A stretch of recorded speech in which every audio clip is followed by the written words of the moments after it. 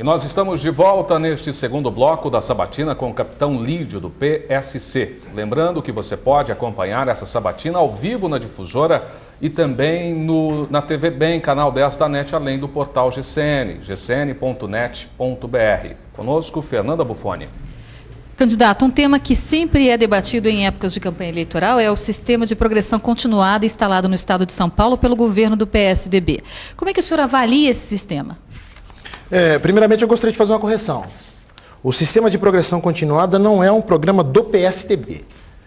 Segundo esse programa, ele foi colocado em experiência e depois permaneceu na rede pública estadual municipal em São Paulo, à época do governo de Luiz Erundina. Luiz Erundina convidou o educador Paulo Freire, que todos conhecem, pelo menos deveriam conhecer em termos de educação, e com um trabalho muito bom. Paulo Freire chegou a propor e conseguiu alfabetizar 300 pessoas no espaço de 45 dias a partir da realidade que as pessoas estavam inseridas. A partir de um pequeno grupo de palavras, 18 a 23 palavras, Paulo Freire montou um universo para que as pessoas pudessem se alfabetizar, e conseguiram. Quando o governo de Marta Suplicy assumiu, esse sistema permaneceu, e o PSDB, e aí sim, através da Secretaria Estadual de Educação, manteve esses índices, buscando, sobretudo, evitar o abandono escolar. Porque nós sabemos que as famílias que têm condições de colocar os seus filhos numa professora particular, num reforço escolar, ele não vai enfrentar o problema de abandonar a escola.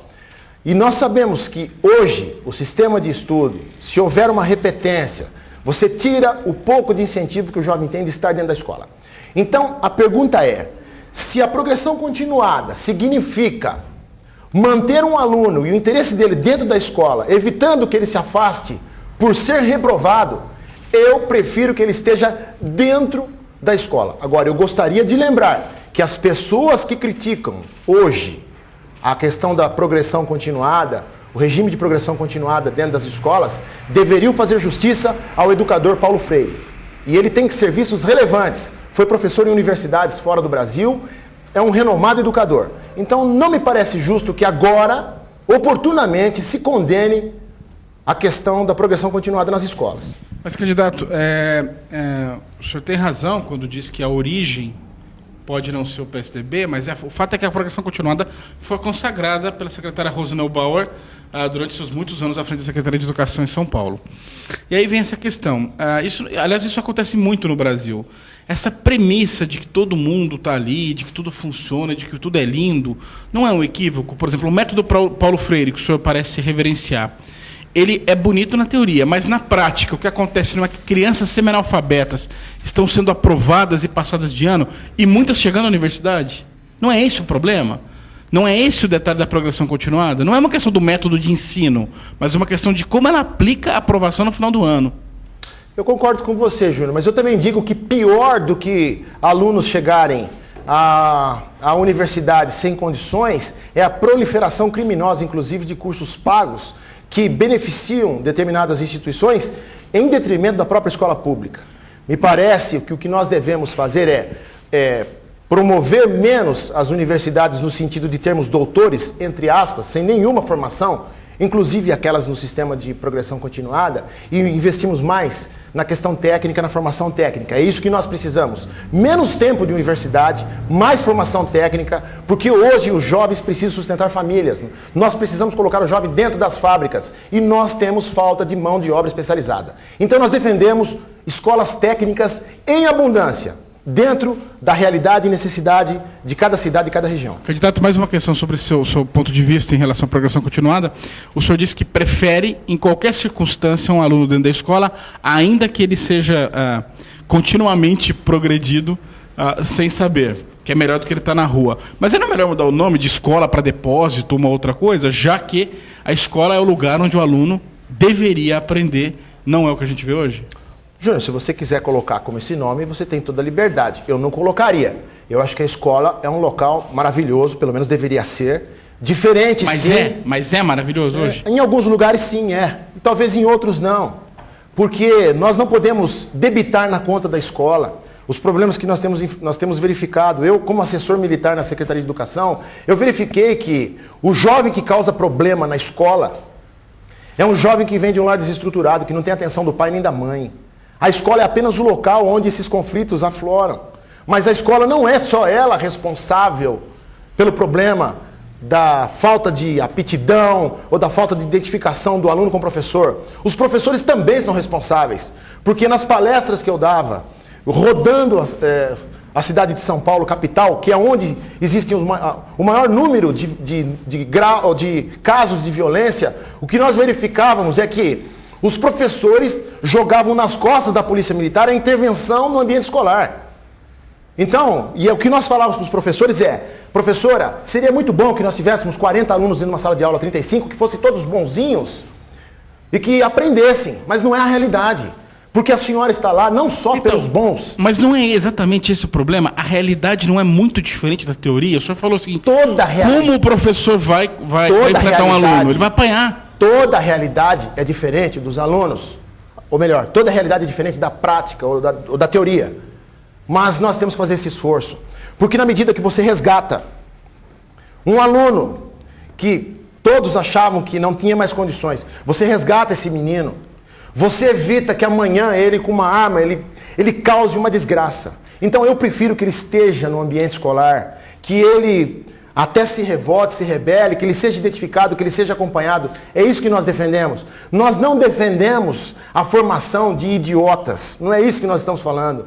Mas se a escola é um local onde nós podemos restaurar pessoas, fazê-las pensar, através da atenção dos professores. Candidato. E eu digo que os professores também, muitas vezes, não têm sido incentivados. Eu tenho inúmeros casos de professores que estão abandonados à própria sorte. Eu vi isso. Candidato, eu gostaria que o senhor falasse também em relação a recentes leis que foram criadas no estado de São Paulo sob a justificativa de defender ou de incentivar a saúde pública, como a lei antifumo, que proíbe o cidadão de fumar em locais de aglomeração. Qual a posição do senhor a respeito? Bom, primeiramente que a saúde é um direito de todos e dever do Estado. Logo, o Estado pode interferir e deve. Os números são bastante...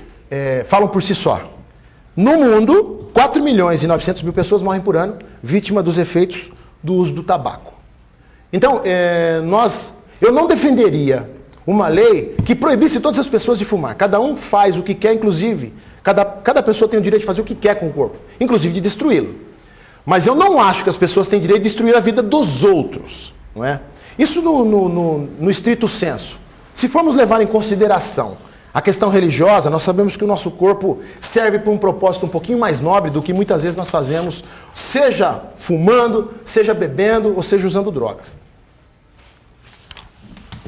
Muito bem. Candidato Paulo Scaff e Luiz Mercadante, candidatos da oposição ao governo do Estado, reclamam do alto valor dos pedágios e apresentam propostas para reduzir as tarifas. Passa pela devolução de parte do valor pago em IPVA ou outras alternativas. Qual a opinião do senhor a respeito da tarifa do pedágio nas estradas paulistas? Depois que se coloca o ovo em pé, fica mais fácil nós criticarmos. Todos aqui, pelo menos aqueles que têm mais de 40 anos, pegaram as estradas do estado de São Paulo em péssimas condições. Eu sou a favor do cumprimento de contratos. Se o contrato assinado entre o governo do estado e concessionárias prevê a revisão de custos, inclusive baixar esses valores, eu sou a favor. Se não tiver uma cláusula que permita, eu recomendo que se faça uma análise jurídica, porque isso incorre em diversas responsabilidades. O não cumprimento de um contrato por parte do governo do estado inviabiliza, o senhor sabe muito bem disso, inviabiliza a tomada de empréstimos externos por conta de empresas como as concessionárias, que têm acionistas, que são ligadas a grupos internacionais. Então não me parece tão simples, nós simplesmente agora, que as estradas estão muito boas, e segundo o site Guia 4 Rodas, das 10 estradas, as 10 melhores estradas do Brasil, 8 estão em São Paulo. Mas eu penso que, em havendo possibilidade E se o contrato permitir, vejam bem o que eu estou dizendo, se o contrato permitir, eu entendo que talvez alguns benefícios específicos, como os vendedores autônomos que utilizam seus veículos diariamente estão nas estradas, conduções escolares, transporte de carga autônomo, eu penso que sim, nós poderíamos estudar algum tipo de benefício, se os contratos permitirem. Caso contrário, eu sou totalmente contra e acho que o custo que é pago de um pedágio, pelo menos para aquele que tem veículo, que leva a sua família e que não quer perder, que é o maior bem que um cidadão pode ter, pelo menos deveria ser o seu maior bem, a família. Eu penso que as taxas que são cobradas, os valores que são cobrados nos pedágios de São Paulo cobrem inteiramente os trajetos que hoje estão no estado desenhados pelas estradas. Candidato, é importante abordar o outro assunto também, até porque estamos com o nosso tempo já se esgotando. Perfeito. Há anos, Franca luta junto ao governo do estado pela regionalização da Santa Casa, o que garantiria mais recursos ao hospital. O processo tem esbarrado na resistência do governo em aumentar os repasses para o hospital e no posicionamento das prefeituras da região que se negam a ajudar financeiramente. Como resolver esta questão? 1 minuto para a resposta, candidato. Primeiramente que as cidades elas têm que ter consciência, e os políticos das cidades elas têm que ter consciência que estão a serviço do povo, não estão a serviço de si próprios. Saúde em primeiro lugar. Os secretários municipais das cidades, eles se reúnem em São Paulo na Secretaria Estadual de Educação e é a partir daí que são estipulados e são estabelecidas as metas para determinado quadriênio. Então eu penso que sim, Franca, pela sua pujança, deveria receber investimentos altos, eu não estou falando pequenos. É impossível que uma Santa Casa, com o serviço que a Santa Casa presta, receba valores tão baixos e depois queira prestar um serviço de qualidade para a população. É impossível, mas falta um pouquinho de espírito público. Obrigado, candidato. Chegamos ao fim do segundo bloco desta sabatina com o capitão Lídio do PSC. Daqui a pouco, no terceiro bloco, você vai saber o que pensa sobre questões específicas. Não saia daí, a gente volta já.